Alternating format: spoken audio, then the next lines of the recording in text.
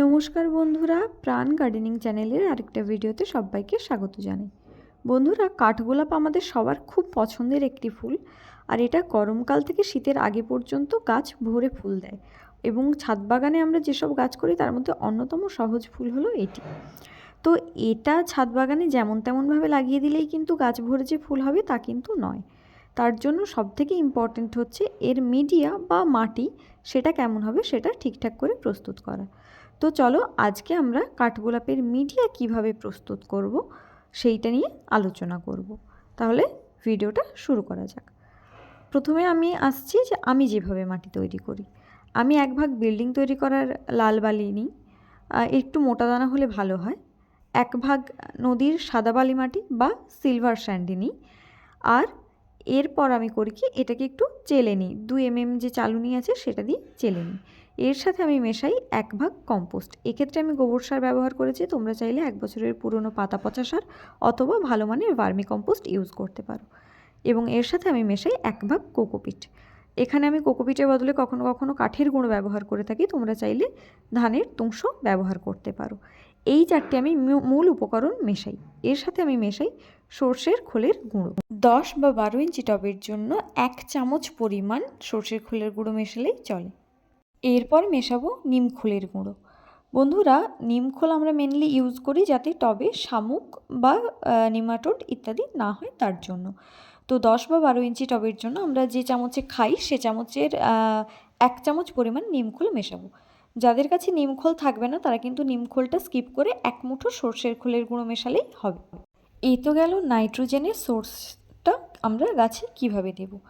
এরপর গাছের রুটের সঞ্চালন যাতে ভালোভাবে হয় সেজন্য কিন্তু আমাদের ফসফেট জাতীয় খাবার দিতে হবে। আমাদের মনে রাখতে হবে কাঠগোলাপের গাছ কিন্তু ফসফেট জাতীয় খাবার খুব পছন্দ করে। সেই জন্য আমরা 1 মুঠো পরিমাণ হাড়ের গুঁড়ো, মাঝারি দানার হাড়ের গুঁড়ো গাছের গোড়ায় দেব, এবং এটা আমরা দেব 10 বা 12 ইঞ্চির টবের জন্য।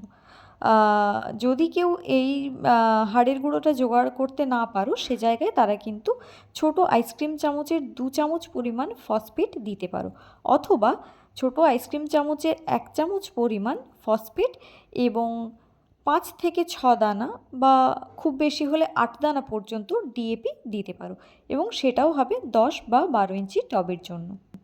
বাংলাদেশে ডিএপি না পাওয়া গেলে সেক্ষেত্রে ডিএপির বদলে সমপরিমাণ টিএসপি ব্যবহার করা যেতে পারে। এরপর আমরা যে উপাদানটা ব্যবহার করব সেটা হচ্ছে শিংকুচি।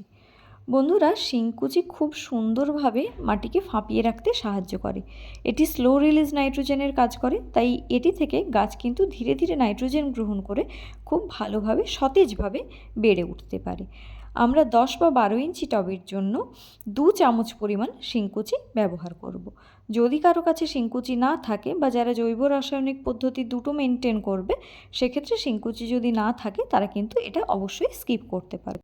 এতক্ষণ ধরে যে উপাদানগুলোর কথা বললাম তাতে নাইট্রোজেন এবং ফসফেট থাকলেও পটাশ কিন্তু একদমই থাকে না। তাই গাছের বেড়ে ওঠার জন্য যাতে পটাশের অভাব না হয় তাই আমরা মাটির সাথে পটাশ জাতীয় খাবার মেশাবো।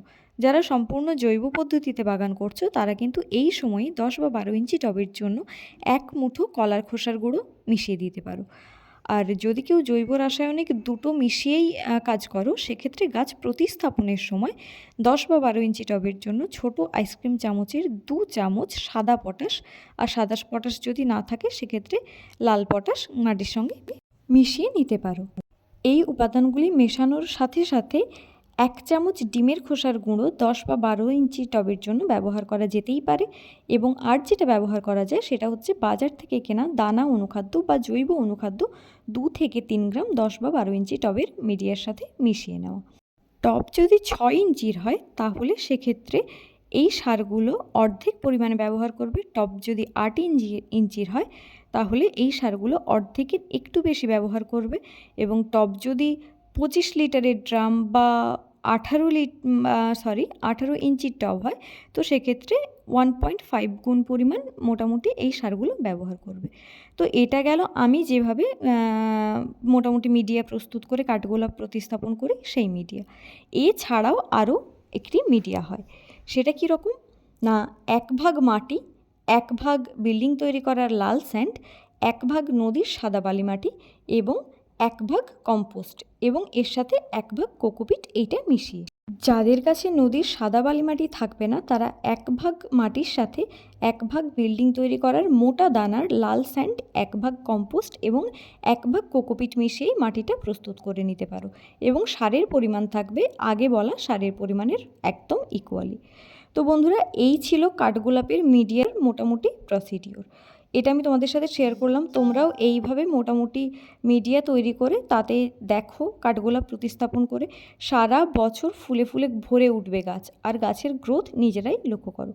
তো বন্ধুরা, ভিডিওটা যদি ভালো লাগে তাহলে প্লিজ লাইক করো, তোমার বাগানি বন্ধুদের সাথে শেয়ার করো, আর চ্যানেলটা সাবস্ক্রাইব করে প্লিজ প্রাণ গার্ডেনিংয়ের সাথে থেকো। তোমাদের সাথে খুব শিগগিরই দেখা হচ্ছে অন্য একটা ভিডিওতে। নমস্কার।